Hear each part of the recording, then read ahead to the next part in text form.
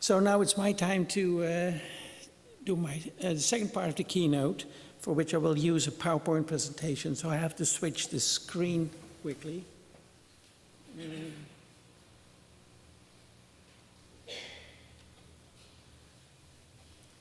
And I called my presentation Unexpected Gold Mines, and it is about the history of our Big History course. So what I'm planning to do is give you a little bit of an overview of what happened from the beginning of our course until a certain point in time. And then I want to present, if time permits, some of the, at least one example of empirical observations that you can do while teaching Big History. What I've learned is that for every phase of Big History, whatever you're teaching, the beginning of the universe or informatization, everything in between, you can engage the students in empirical observations that are enlightening and can be put in a wider perspective. And I've been developing a whole range of these things. I'm not going to talk about all of them, but if time permits, I will show you one. But let's first start with this picture. This is, as you can see, almost 24 years ago in the same place here. I was standing here defending my PhD thesis, and I basically just had received it, and Joop was my supervisor. So that was 6 months before we started the Big History project. So now we find ourselves here doing a dual keynote.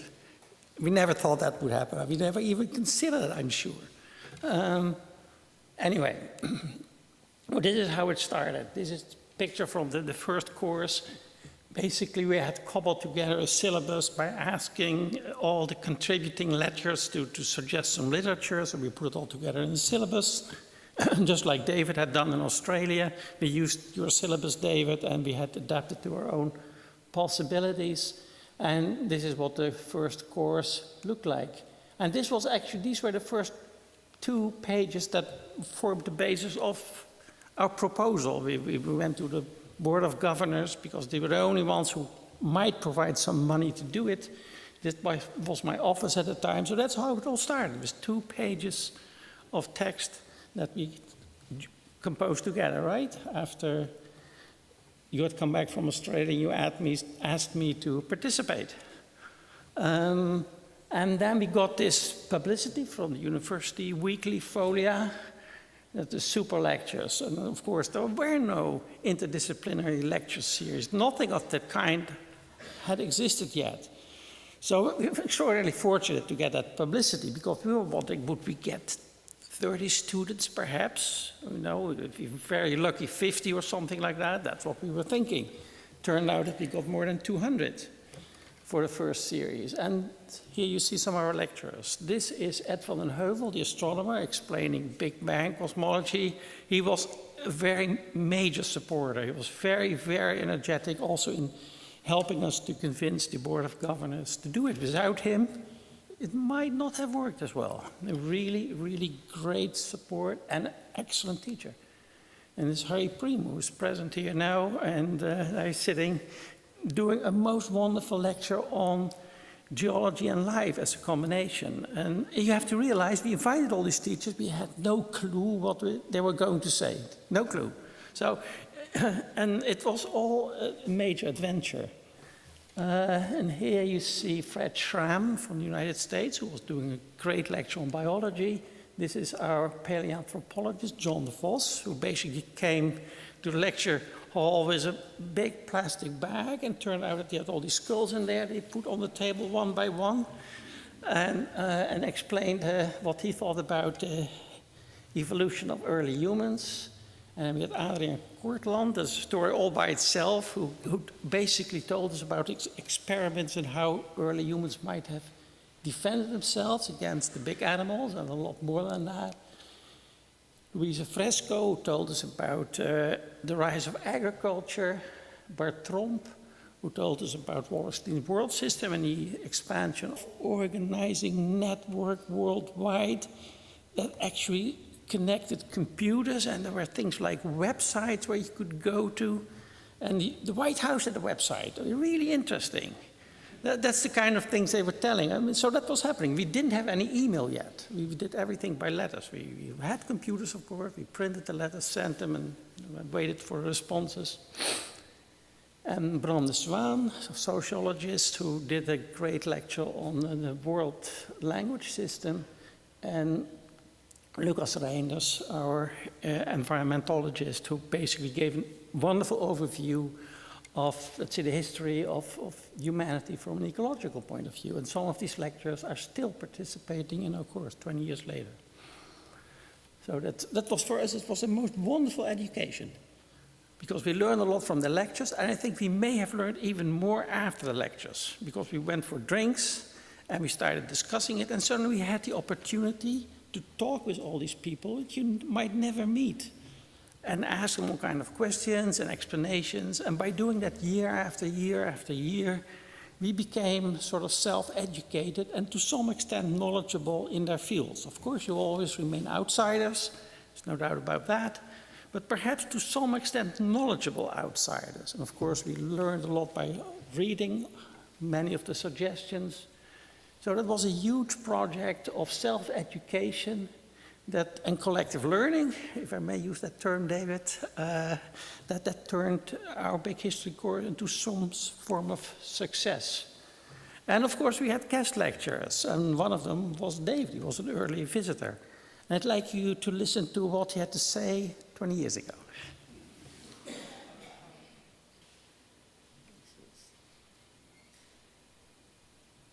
Please stop me and I'll try and speak more clearly.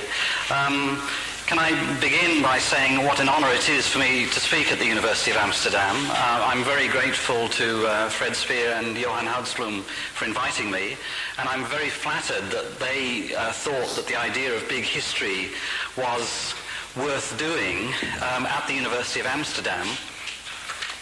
So I'm very, very pleased to have been invited. It's, may I say, it's also a great pleasure because I was talking with Fred Spier yesterday, and we decided there's a sort of lonely hearts club of big historians. That is to say, people who think very large questions are important, interesting, and in fact even urgent in the modern world, but that they are not being taken seriously enough. People who think that way, you can feel very isolated, and I must admit I sometimes feel very isolated in Sydney. So it's a great pleasure for me to come here and find I'm talking with congenial spirits. And so for the last 3 days I've been going like this, and it's been a great pleasure indeed. And I hope you're getting a lot of pleasure and satisfaction out of doing this course.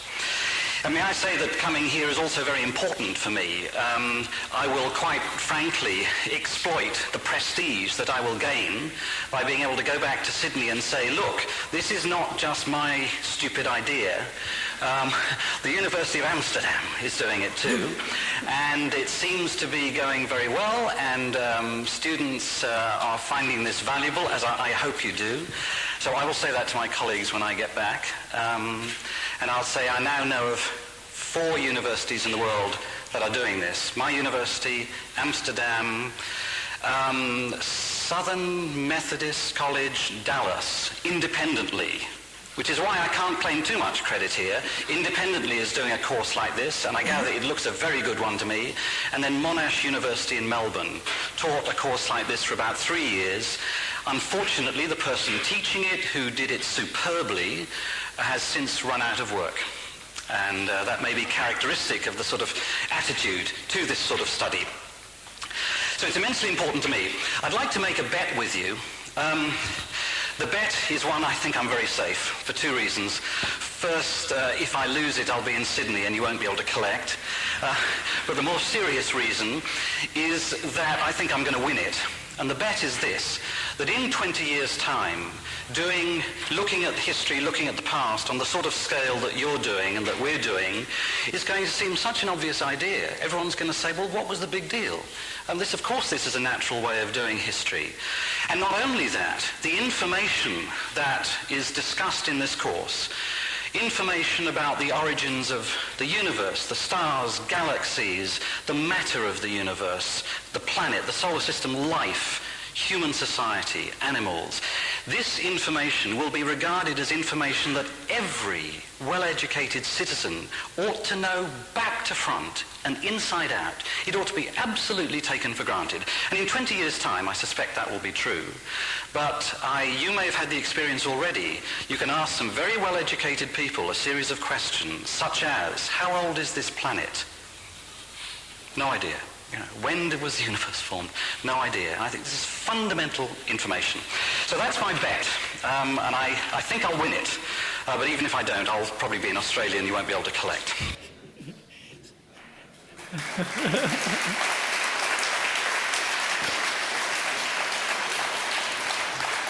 So, David, it's now 20 years later. I wondered what happened to that bet, but you're here.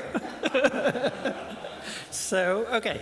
And now I want to introduce a picture of this man, Willie McNeill, who was already mentioned many times by Joop Goudsblom and came here and became part of, let's say, the scene here thanks to Joop's interest. And that's also how I met him. And Willie McNeill became very, very interested in big history. And not only that, he became a huge supporter of big history, really extraordinary. So we were very, very fortunate to have this absolutely outstanding academic becoming part of our big history effort. So here you see him speaking in the course on December 13th, 1996, and the day before he had just received the Erasmus Prize, which I think Joop had some hand in getting him. You see him surrounded by the Queen and the former Queen, and he was so extraordinarily generous to donate half of the prize money to our project. The other half was given to Andrew Sherratt, British archaeologist, who sadly passed away already many years ago. And Joop lived for a long time. You see him last October on his birthday when he turned 98. And he was still able to read and do things. But as you may have heard, he sadly, very, very sadly passed away last Friday. So, of course, I was in total shock when I heard that. He was in the presence of his youngest son, Andrew. And we've been thinking about what to do. So we have added a special session on his work and on himself on Saturday. It will be on Saturday at 11 a.m. And it is now in the revised version of the program that you can find online. So you're very welcome to attend if you want to know more about him. We'll do that together with David Christian. And I would like to honor this. Without Willie McNeill, I think our lives would be very different in big history, but also more in general because of the influence that Joop was talking about. Our views have changed so much thanks to this man. So what I would like to do is let you hear a fragment of his lecture in our course, how he started, and then I'd like to observe 1 minute of silence for him. So after he's finished speaking, I'd like 1 minute of silence, please.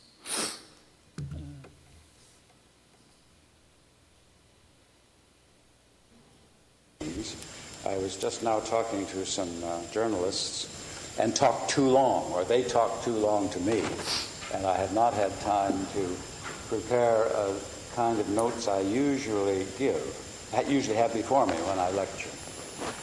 In preparation for the Erasmus Prize, I wrote a couple of essays, both of which are translated in that collection that was printed just, I think, about a week ago. And one of them I have not had a chance to deliver. And so having you before me as a captive audience, I thought I might try to discourse a little bit upon the subject of changing world views. Partly because I think this course is aiming exactly at the core of this modern effort to put the world together in a developmental or evolutionary mold. And this, I am inclined to the opinion that this is the great intellectual transformation of the 20th century, that which we will pass on to the next century, and a departure from that which had prevailed in the European world from, let us say, the 17th century, perhaps the 16th century, but certainly the 17th century, in the world of science, the scientific worldview. Now, there are, in the total array of human experience, it seems to me, three principal worldviews, each of which still survives amongst us, and each of which has a very powerful explanatory force. One is what anthropologists have called animism for at least 100 years, meaning the idea that other entities have spirits that are somehow analogous to that consciousness which we carry about with us as we walk the face of the earth. And that what happens in the world is an interplay of physical bodies, yes, but spirits as well, that intersect with one another and interact with one another on the model more or less of what happens amongst human spirits as we talk to one another and rival one another, fight one another, love one another. So the spirit world is a world up here, invisible of course. There's a physical world down here. The spirits inhabit the physical body, but they inhabit the body of a tree, of a fountain, of an animal. In some senses, almost anything that moves is what has a spirit. Exactly the definition of a spirit world, it varies from case to case. But this explains all the discrepancy between what you set out to do and want and what you get. You decide, I want to do this, I go ahead and start doing it, and the results are never quite what you anticipate.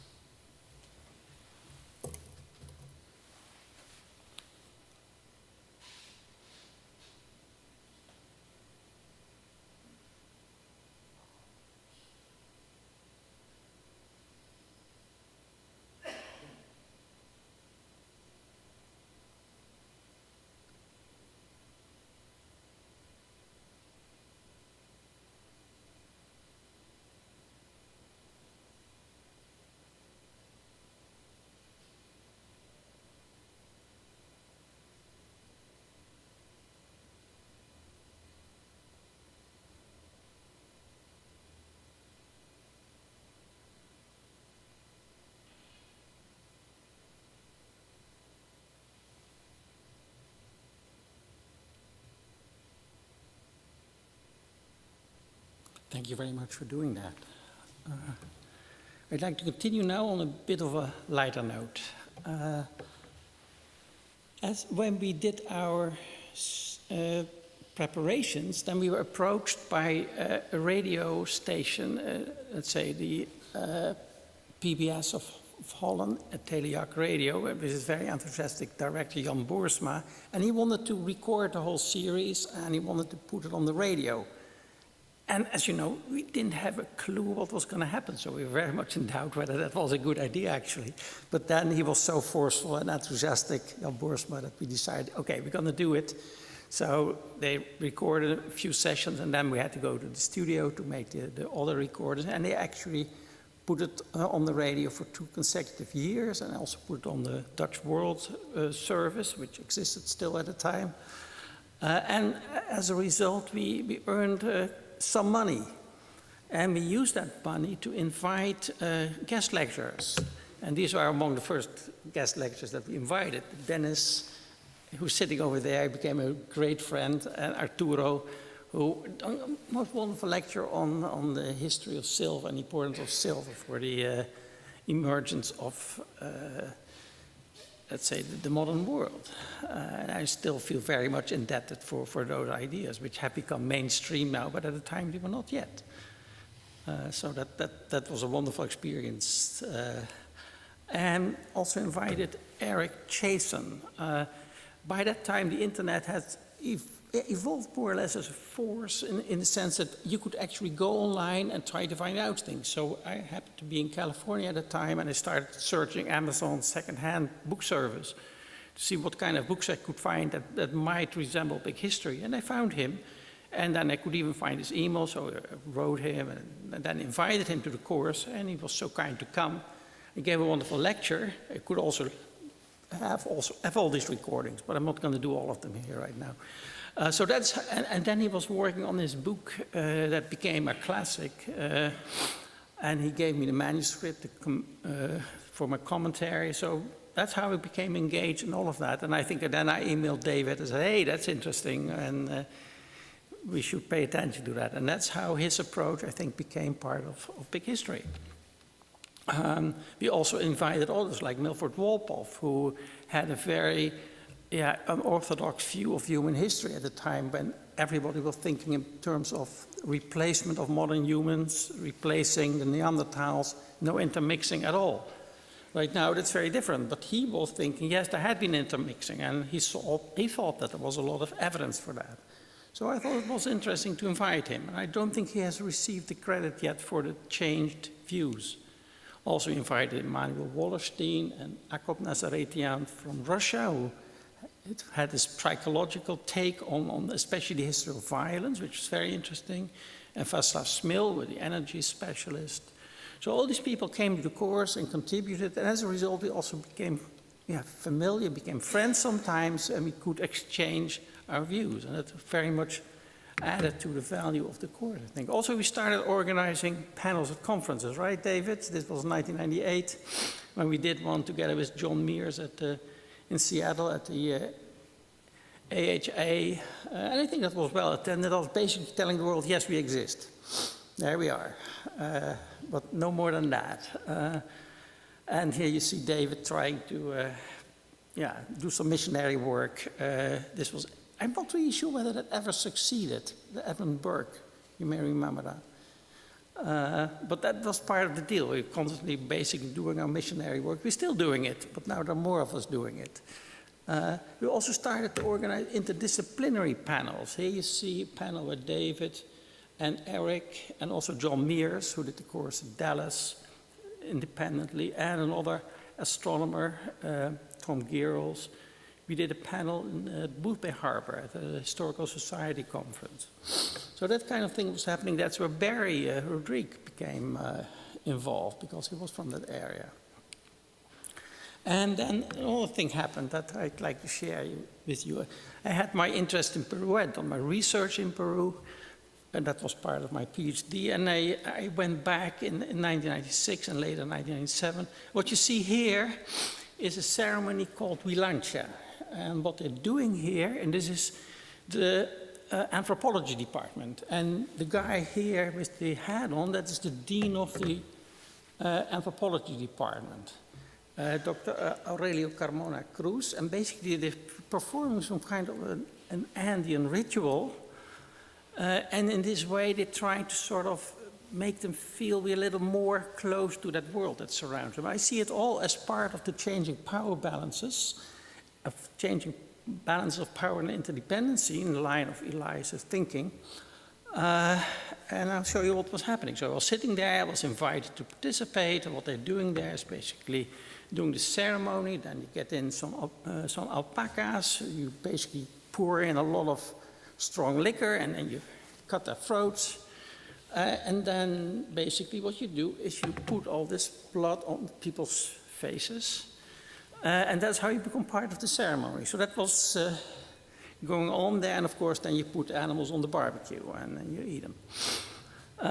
And you have to do it 3 times to be a real, really be part of it. I did it 2 times, I missed the 3rd one.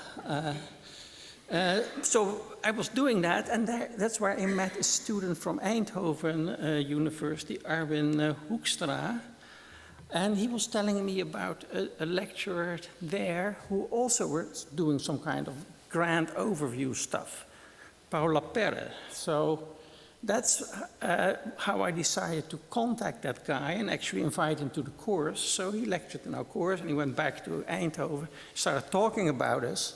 And that's how we got our Eindhoven University of Technology course going. And that's how Esther became involved, because she was from Eindhoven. So thanks to this chance meeting at this crazy ceremony in Cusco, Aztec became involved. Let's put it that way. How about coincidence in big history? Anyway, so it also led to attempts, as you know, to systematize, to structure, and to some extent explain big history. I don't want to talk about it. I hope you know some of it. If not, well, you may learn about it later. It also led to totally unexpected meetings, interest from Russia, a really wonderful interest.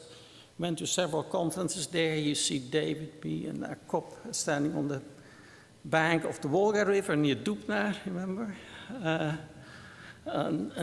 So that was the former center of nuclear research in the Soviet Union. All very, very interesting. A lot of really smart people there.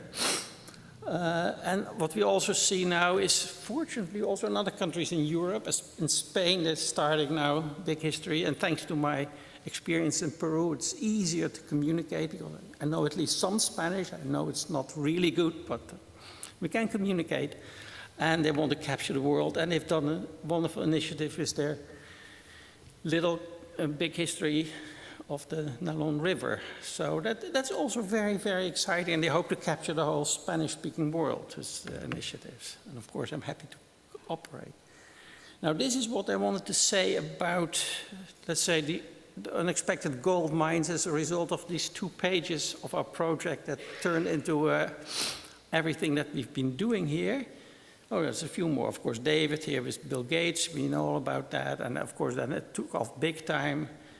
And the founding of the Col di Gioco of the Big History Association, there you see us doing it at a table, right?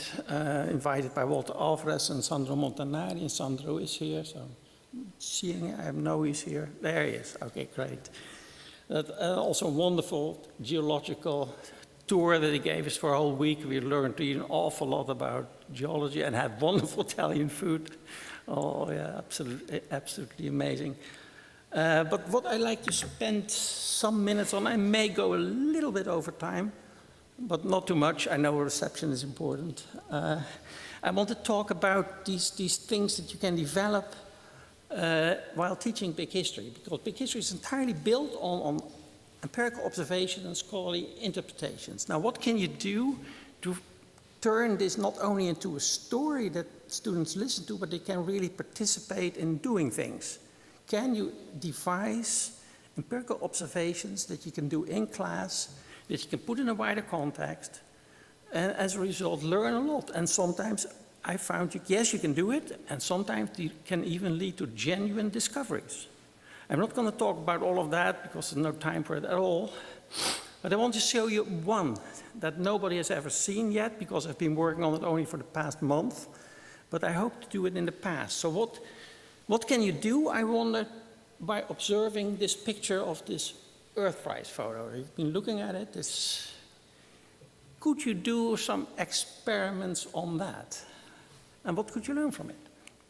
Now, just a short recap. This picture was made by the astronauts of Apollo 8, and Apollo 8 was the first flight that left Earth orbit, went to the moon, circled the moon 10 times, and then came back. And they took that picture from lunar orbit. And this picture here, you see that's from the press kit that was made before they actually went up. And there you can see basically the Earthrise. You have to just leave out the spacecraft, but you can see the astronauts are looking at the moon, because that's what their mission was. They had to land on the moon, and they had to focus on the moon, and they were communicating with the Earth. But only few people understood that taking such a picture of the Earth above the lunar surface might have actually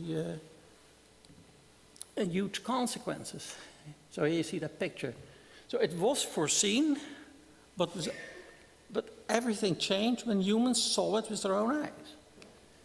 And I was following all of that. I was taking pictures from the screen. There were no video recorders yet, so I was snapping pictures. And there you see my album from that time. And I was really hit by this issue of Time magazine that came out a little later, with showing the Earthrise. And it may actually the first page where the word Earthrise was mentioned. It was all part of my Apollo scrapbook, which I have here. So you can see it, right? I still have it. I can show you the... So you know it's not just a story, it's there. And this picture changed my life because I put it on the wall. Here it is. Here you see all the pictures. And I looked at it and I felt this is so different from anything I'd learned. And I have to find out what it means to me. And I have to find out how we got ourselves in this situation, how sensitive it all was. I mean, it felt like a very fragile planet. And nobody had ever seen it like that. So that is what changed my life, and that is, I think, what put me on the track of big history and made me do what I've done, even though I didn't know it at the time. But that's what happened. So what can you do with that picture? Now, how was it made? It was made with such a camera by this astronaut, Bill Anders, from Lunar Orbit, a Hasselblad camera. This is from a BBC documentary. You will not be able to find this camera online. Apparently, it's in his private collection, I think, because he showed it on that program, but it's not in his Smithsonian, like the Apollo 11 camera, for instance. So I think he kept it. And you can see it's specially adapted, has some special sticks sticking out here, so you could actually use it with an astronaut's glove, right? However, it was not made with such a lens. So what can you do to find out what happened? It was made with a telelens. It was actually made with such a camera. Here it is. This was the model that they actually adapted to their use, and this was the lens used, a big telelens, and that means that the perspective is different from what you would see with your own eyes. I bought the thing on eBay because I wanted to find out, and I'll tell you what I found out about it, at least what I'm finding out about it. So here you see that thing on our balcony, and this is what you get. So I put also the same Hasselblad camera with the same lens that Anders had, that more or less provides an eye perspective that humans have, and this is what you see. Now, if you look at it just for a minute, then you see, hey, it's a mirror image. Apparently, the whole thing is put a mirror image, so you have to flip it. There it is. With a Hasselblad camera, it works like this. You open this, you look in here, and you get mirror image. They wouldn't do that in orbit. Didn't make any sense, because you look here, you hit your head against the wall with a little window, you won't see anything.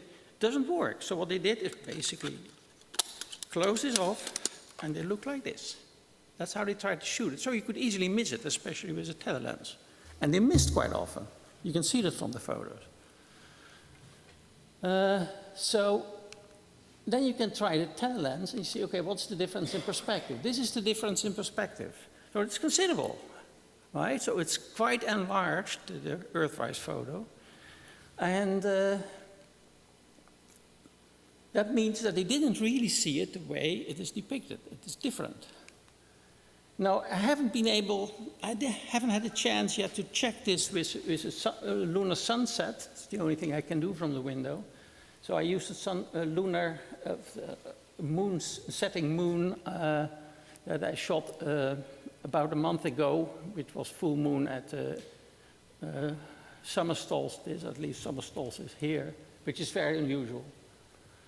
So I put in, let's say, one with a camera with some magnification on the right and with less magnification on the left, and I put in what the Earth would have looked like at that size. Basically, the Earth is 4 times as big in diameter as the Moon. So this is, to some extent, the difference, but I cannot be sure because I don't have the measurements exactly right. I need to do it with this camera, which I will do as soon as I can, and I'll report on that. But then you can also look at, hey, there's this book, Apollo 8, the NASA mission report. Now, as soon as you see it, you see that this is doctored, right? Because it's much bigger than it was.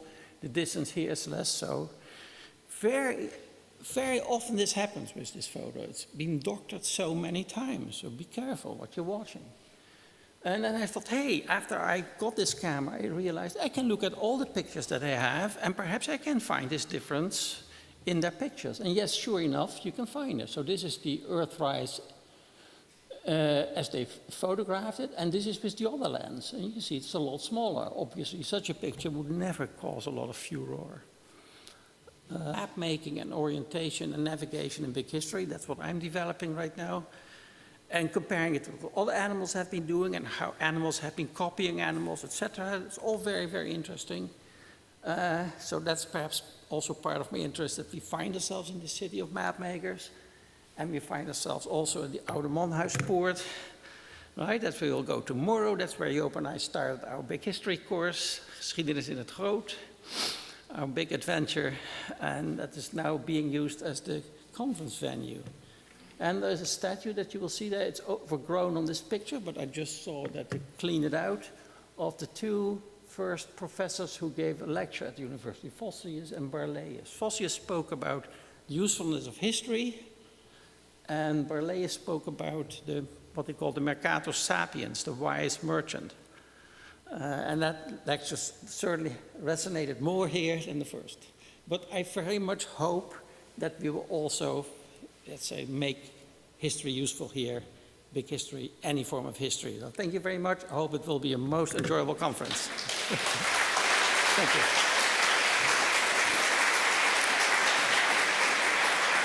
And now it is time for the reception. I think the reception is going to be over there, right? Oh.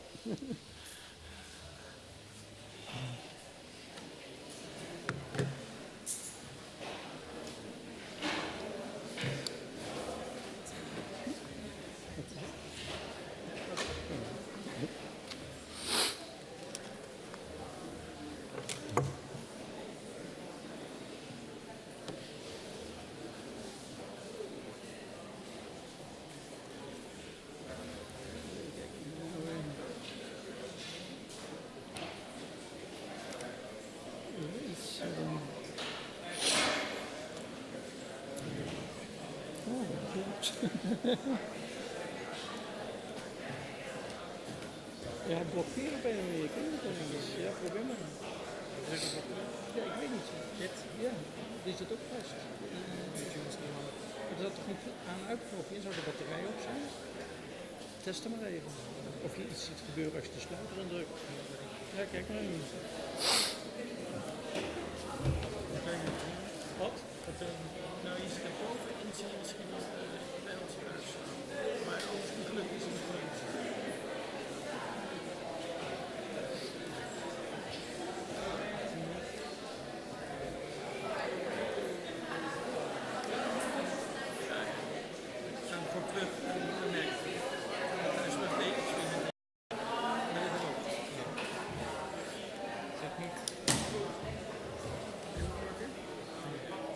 Ik weet niet of het gelukt is of niet, maar ze hebben het punt wel doorgekregen. Dat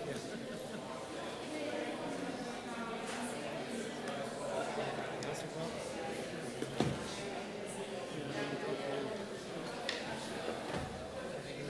Ja, je mag het. Ik denk dat we ook wel even. You want to try it? You want to hold it? See how it feels? Go ahead. That's why I brought it. You can take it to landscape. Dankjewel. Yeah.